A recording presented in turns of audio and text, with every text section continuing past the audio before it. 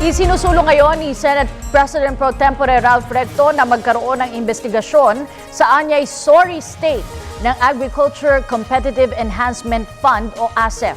Ayon kay Recto, kailangan suriin ang status ng ASEF dahil nababalot ito ng magkakasalungat na findings kaugnay sa mababang koleksyon kumpara sa halaga ng ipinahihiram nitong pondo. 2.5 bilyong halagaan niya ng loans ang may letters of confirmation pero hindi nakita ang addressee.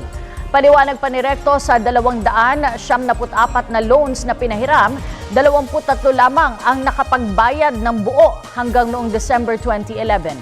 Dahil dito, 2.2 bilyong pisong halaga pa ng loans ang hindi nababayaran sa nakalipas na 2 taon.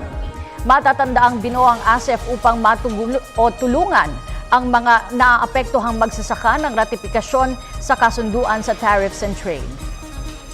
This is tied up also to the rice smuggling and the competitiveness of the Philippine economy, particularly in agriculture.